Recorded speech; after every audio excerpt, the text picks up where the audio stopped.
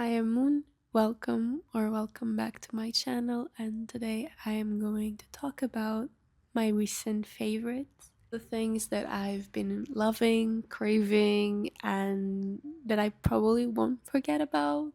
I came to Lisbon in August 4th, but the months that I included in these lists that I made were mostly just October and November, even though we're still at the beginning of November. But I've found some things that I really adore, and I probably would put them in this list anyway. This was supposed to be just an October favorites.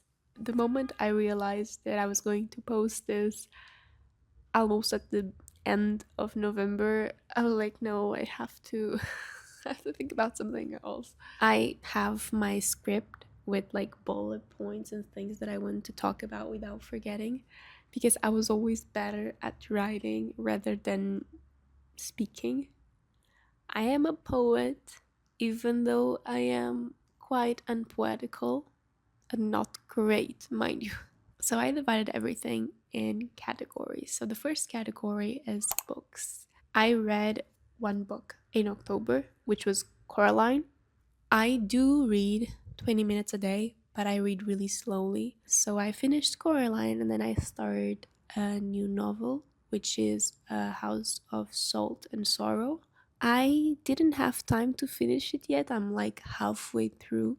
It's a fantasy, like gothic ish, that has hints of romance. And I probably think the romance part is what kills the novel in the critic's eye. But it has this dark twist in the 12 dancing princesses, and I find that utterly incredible. If it becomes horrible, then forget I said it was one of my favorite things about this month, okay?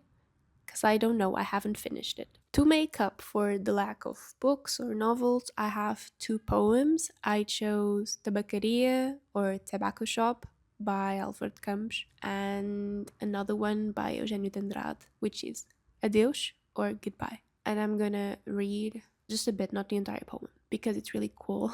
I'm going to translate them in just like direct meaning and not like poetic way. From Tabacaria, this is not the beginning nor the end of the poem, which are the ones that like matter the most to people. This is the part that I like the most, okay? This is my part. O mundo é para quem nasce para o conquistar e não para quem sonha que pode conquistá-lo, ainda que tenha razão.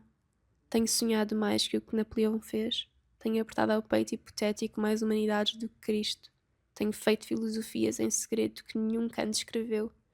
Mas sou e talvez serei sempre o da mansarda, ainda que não more nela. Serei sempre o que não nasceu para isso.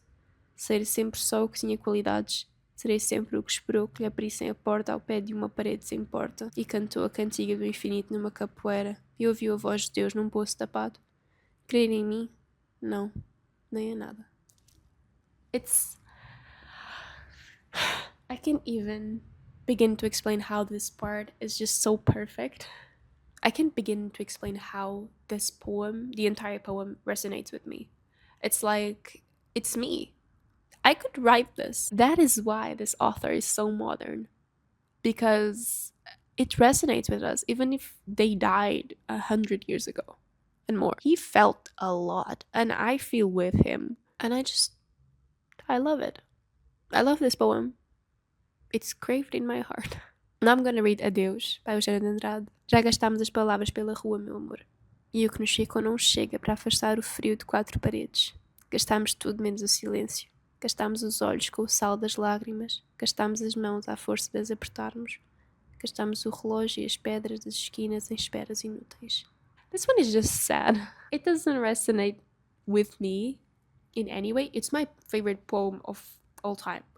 But it doesn't resonate with me like Tabacaria does. It's not like, yeah, I read myself in here. No, it's just a sad poem and I like sadness. Now I'm gonna talk about movies and TV shows. And I don't have much. I only have 3 and an honorable mention. So let's start with the honorable mention. It's Nancy Drew from 2019. And I really like that show, but I haven't finished the 4th season. I mean, I haven't finished rewatching the 4th season, but I did put the poems that I reread, so I thought it was gonna be like fair to put Nancy Drew in. The first movie, and the only movie actually, is Love Again, which translates to lobster. It loses all its meaning. It doesn't change anything if you change the name, but for me it does. Love Again sounds poetic. Lobster sounds sloppy. Love Again is a movie based on a novel by José Cardoso Pires that was written in 1963. No, between 1963 and 1968. Yeah. It is a movie about the dictatorship in Portugal, and it's a romance between a doctor and student. It just feels weird that the synopsis says student instead of like a woman. So, I mean, she is young. She is described as young and youthful and full of life, which is kind of even sadder. It makes the movie even worse.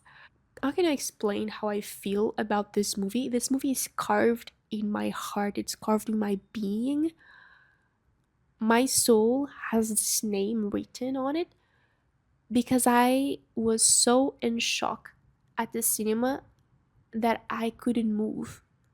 I was in awe completely after watching this movie, and I really want to read the novel, but I feel terrible to say this. I'm afraid the novel ruins the movie for me. And I don't want it to ruin my movie because it's really cool. I pour my heart and soul into talking about it, but even that doesn't seem enough to describe how incredible that movie is. To me, it's slow as fuck. For someone with a TikTok brain, it's gonna be a really long ride if you plan on watching that because it's really, really slow. And then the next TV series is The Pit. I watched The Pit with my husband, and it depicts like the daily life of healthcare professionals, and it's so well done. Like the transitions between scenes are amazing. The characters are so human, and I just feel at awe every time I think about it. I'm waiting for the second season. Please be as good as the first one. The next one is Exatomb, which is an RPG campaign by Selbit. I've watched the previous campaigns, so I thought it was just right to watch Exatomb. And the visuals are really cool for an RPG campaign. So it's live RPG, such like Critical Role, you know? But it's from a Brazilian YouTuber. And I really, really like that Brazilian YouTuber. The story is cool. Like, five people wake up with memory loss in different places, and they discover that they are in the bodies of killers. They don't know who they are, they just know they are killers. And that's how it starts. So imagine this. It's such a great premise. The mystery unravels itself really fast. After 4 hours, you discover something, and then the next episode, we discover something else.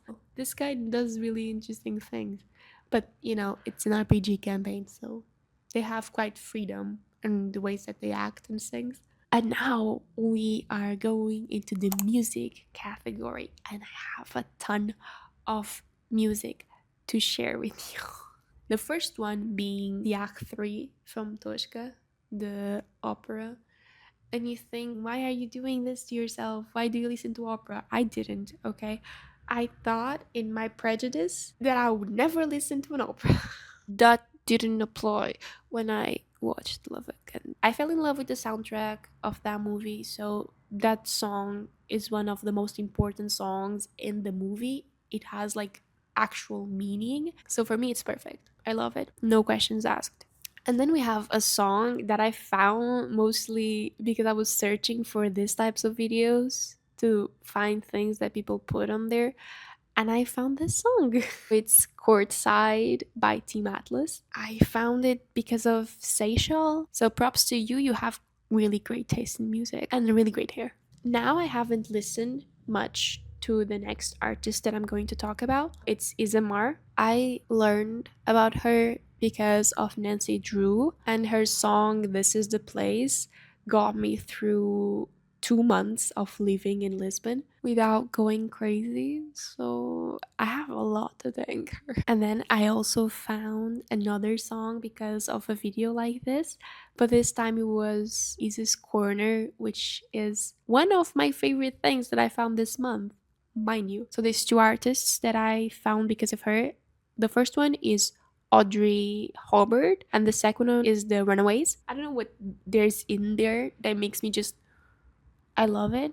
I think it's the indie vibe. It's like indie mixed with pop, mixed with really cool vibes. And she has a really cool vibe, Isa. I mean, I think it just makes sense that she likes this type of content, this type of songs. It just matches her vibe. Our favorite songs are a bit different from mine. She likes Wet Hair and Sex in the City. I do like Wet Hair, but I prefer Thirst Trap and Chateau. Chateau I've been listening nonstop, even at work. Where's no one at work? I'll just put on some music while I cut my fruit. And then I have another category, just one more, which is manhwa. I only have one, two, because they are really bad, but I really like them. They just have a purpose of entertaining me and not really to take out a big message or something. No, it's just because they're fun and I like fun. So the first one I'm gonna talk about is Dawn Lighting Above the Clouds. It has an extra long name. It is, however, my type of entertaining story. Why?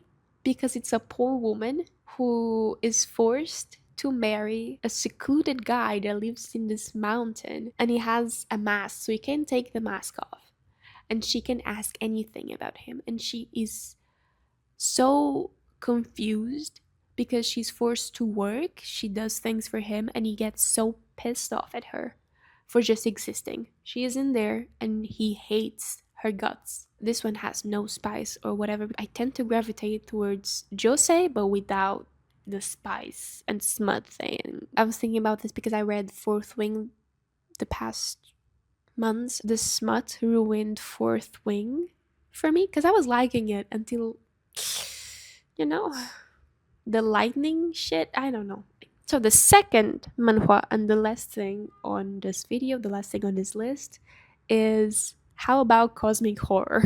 Look at this cover and tell me, doesn't it look like the tentacles are going elsewhere? Anyway, the sex scenes are weird as fuck, and they exist. It could be worse. Why did I read this one and why do I think it's one of my favorite things? Because the story is so damn good. It had no business being that good. It had no business. Once you get past the smut, you have this story about a woman that loses her memories and she wakes up in a hospital looking around and she's a man that says he is her husband.